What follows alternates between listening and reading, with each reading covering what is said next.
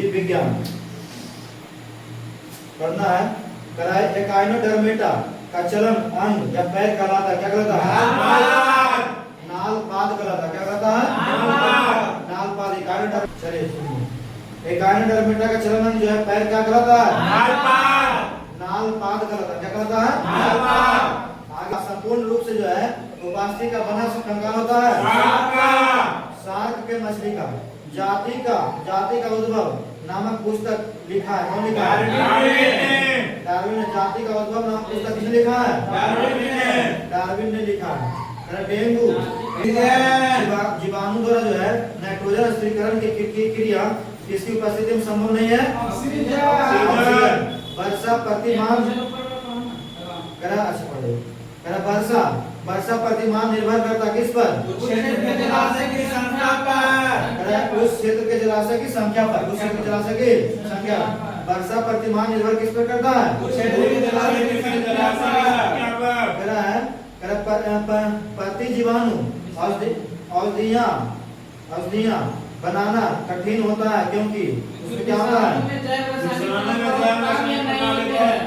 नहीं होता है, क्योंकि विषाणु में जो है जैव रासायनिक प्रणाली बहुत कम या नहीं होता, बहुत कम होगा या फिर नहीं भी हो सकता है। इसी वजह से जो है प्रति विषाणु औषधियां बनाना कठिन होता है।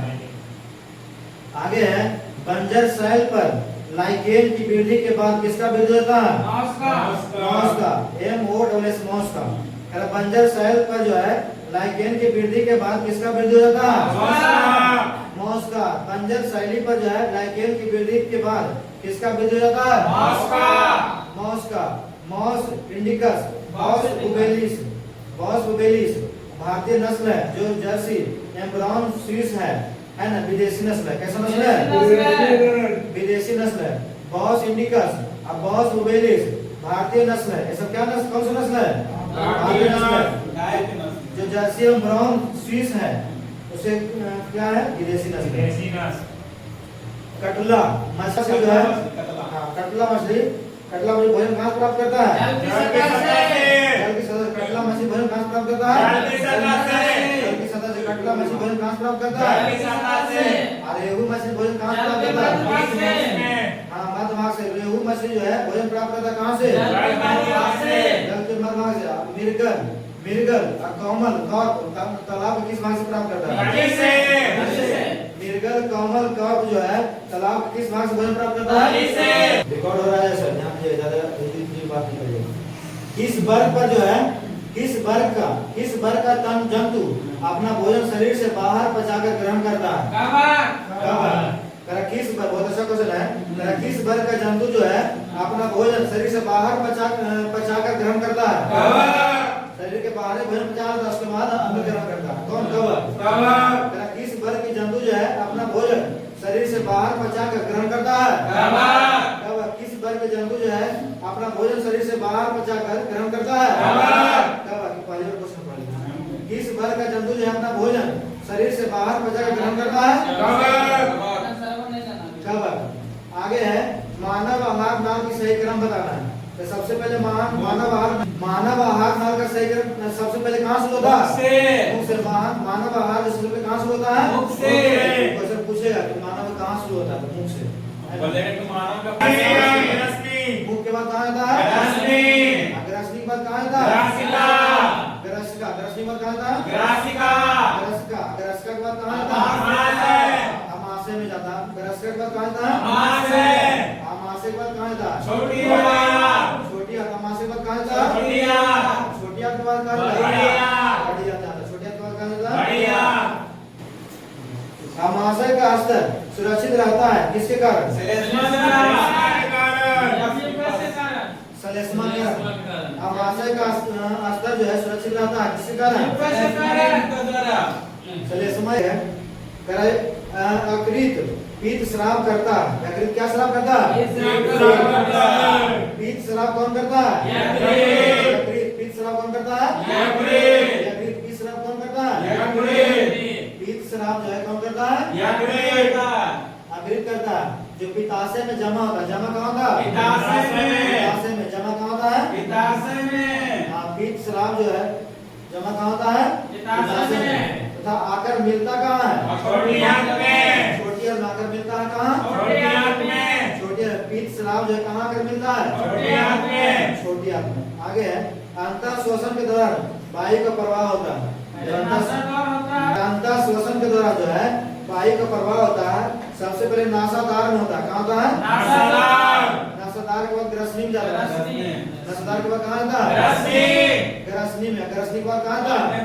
कंठ में। ग्रसनी के बाद कहाँ आता है? कंठ के बाद श्वास नली में जाता है। कंठ के बाद कहाँ आता है?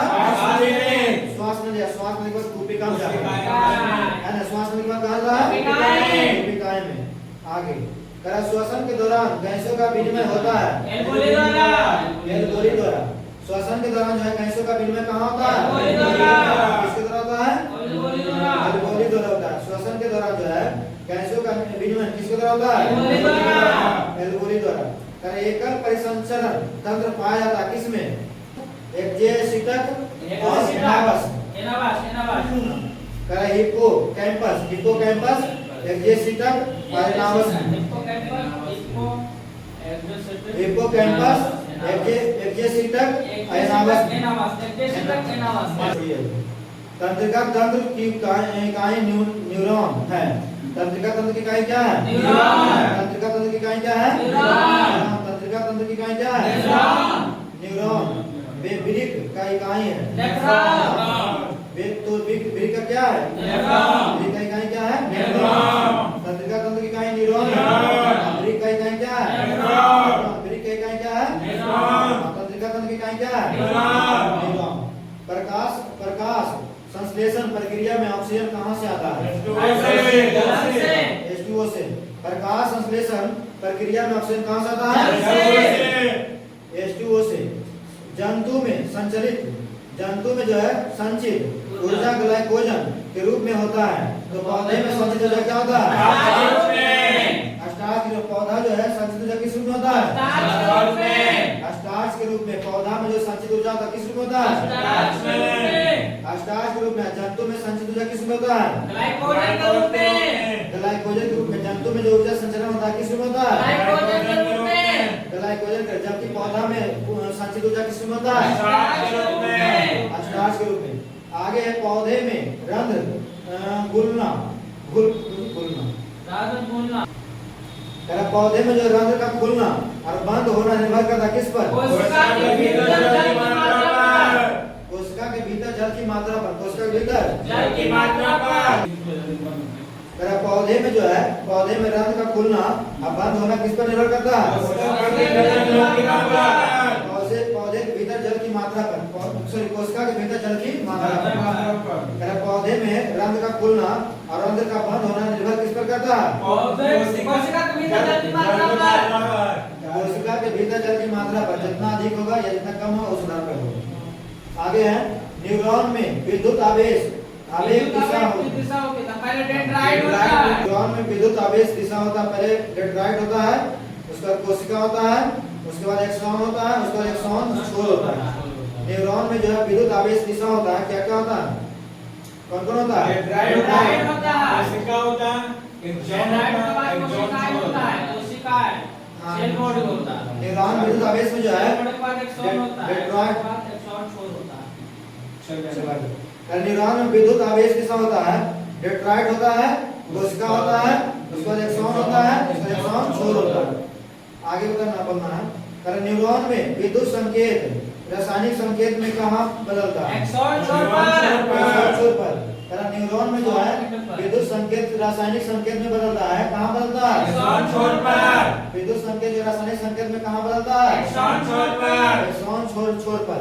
न्यूरॉन में जो है विद्युत संकेत रासायनिक संकेत में बदलता है। कहाँ बदलता है? एक्सॉन छोर पर। एक्सॉन छोर पर।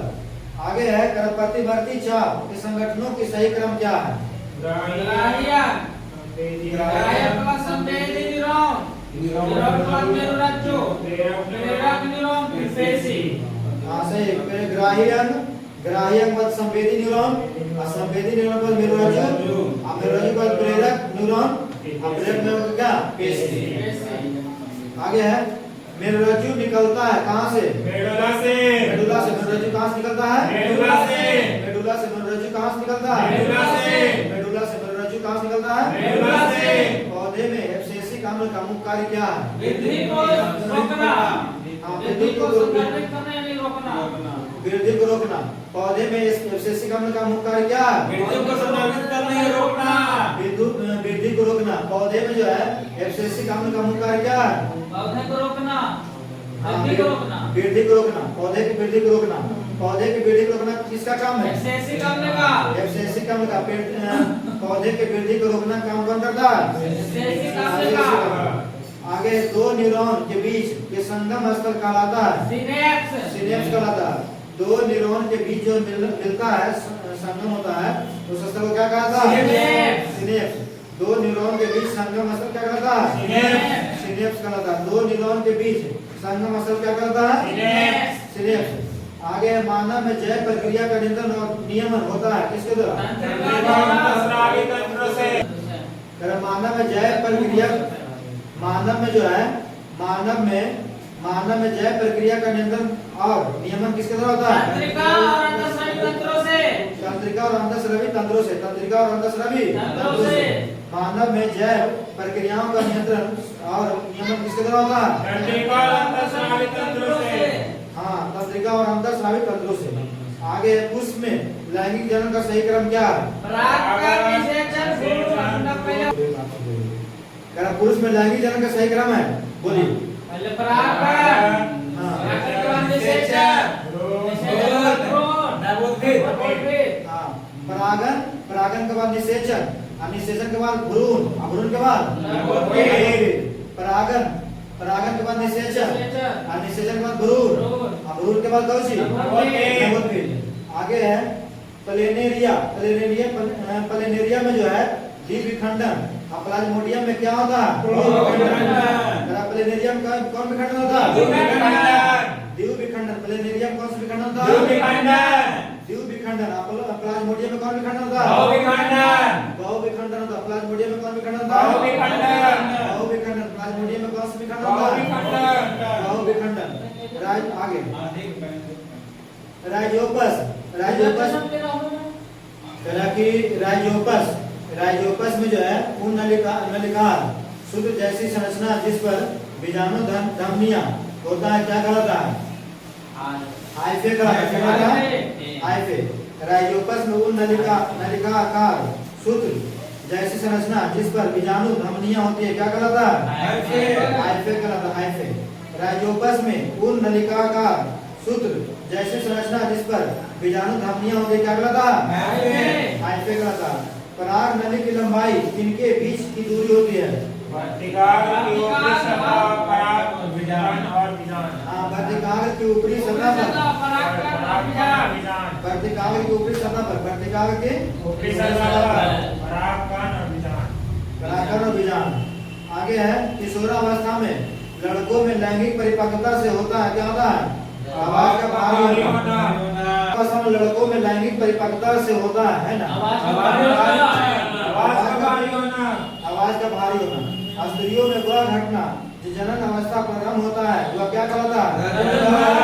रजोधर्म कहलाता है। स्त्रियों में वह घटना जो जनन अवस्था प्रारंभ होता है क्या कहलाता है? रजोधर्म कहलाता है।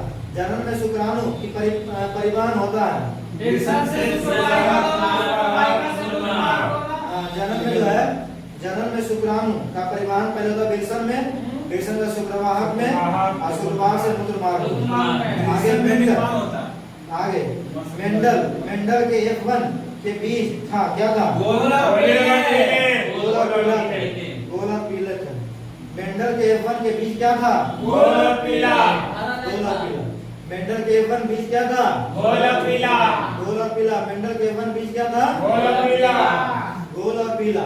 आगे है गुणसूत्र में आकार होता है क्या होता है? x बड़ा होता है, y छोटा होता है। x greater than y। अगर गुणसूत्र में आकार होता है x बड़ा, y छोटा। x ग्रेटर बड़ा, y छोटा। नए स्पीशीज का निर्माण होता है। डीएनए और गुणसूत्र में परिवर्तन के कारण। नए स्पीशीज का निर्माण होता है। डीएनए और गुणसूत्र में परिवर्तन के कारण।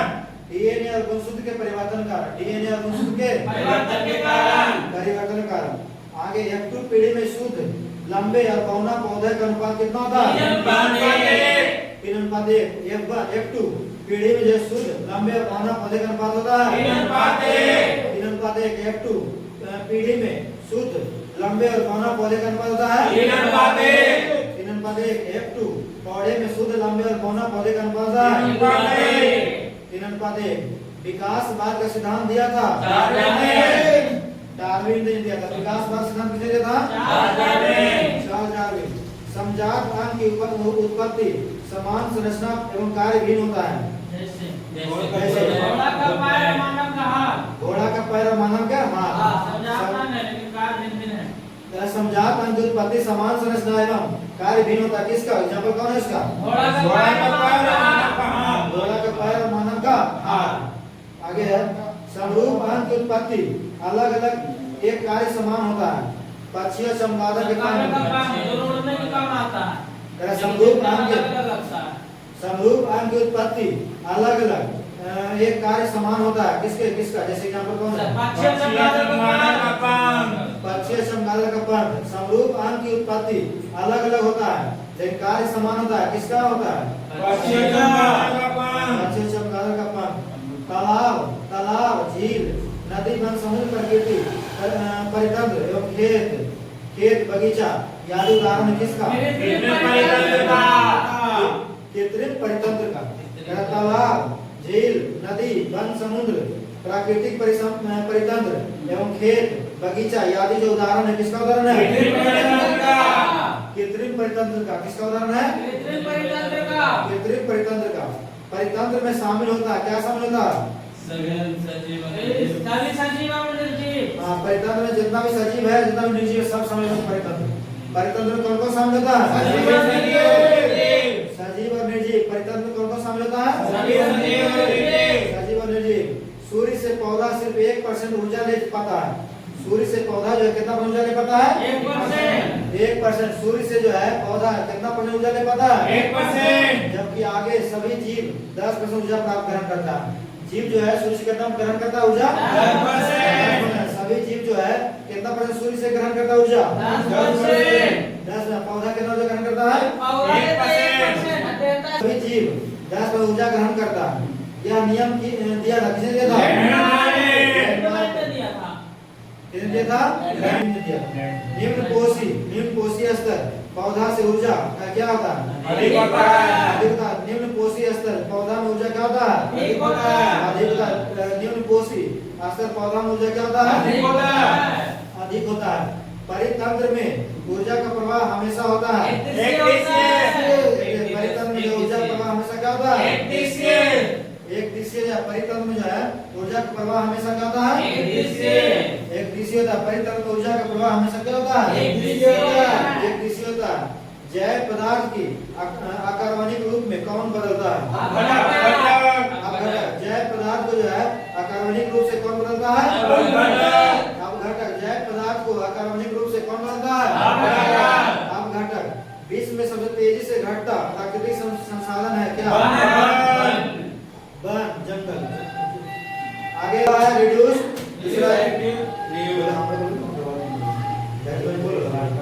रिड्यूस उसको रिसाइकल और रीयूज हाँ ना। रिड्यूस पहला क्वेश्चन है पहला क्वेश्चन है दूसरा अर्थ क्वेश्चन है दूसरा अर्थ क्या है? रिसाइकल। तीसरा अर्थ क्या होता है? तीसरा अर्थ क्या होता है? तीन अर्थ पालन सुनिएगा। तीन अर्थ पहला होता है रिड्यूस। पहला क्या होता है? दूसरा क्या होता है? दूसरा क्या होता है? तीसरा क्या होता है? GAP गैप क्या है? GAP गैप क्या है? Ganga action plan. GAP gap क्या है? कहिए तो है ना बोल दो जी गंगा एक्शन प्लान कौन से गंगा एक्शन प्लान याद है और काल देखो क्वेश्चन याद है। गंगा एक्शन प्लान कब लाएगा? गंगा एक्शन प्लान है ना। गैप मतलब क्या होता है? Ganga action plan. गैप मतलब क्या होता है? Ganga action plan. Ganga action plan बोलो राजीव गांधी ने गंगा एक्शन प्लान कब आया था? 1950 से 1985 गंगा एक्शन प्लान कब आया था? 1950 से गंगा एक्शन प्लान कब आया था? 1950 से 1950 गंगा एक्शन प्लान कब आया था? 1950 से अब किसके द्वारा लाया गया था? राजीव गांधी राजीव गांधी के द्वारा। किसके द्वारा लाया गया था? राजीव गांधी राजीव गांधी के द्वारा। किसके द्वारा लाया गया था? राजीव गांधी गंगा एक्शन प्लान जो है कैब जो है किसके द्वारा लाया गया था? राजीव गांधी द्वारा कब लाया गया था? 1950 में 1950 में कब लाया गया था? 1950 से चलिए क्लियर। आगे सुनिए फिर से फटाफट बताइएगा। मेरे आधार पर कि मोदी का अभी बात करें। सब अपने नाम पे पैसे पुराने के खतना चल रहा है।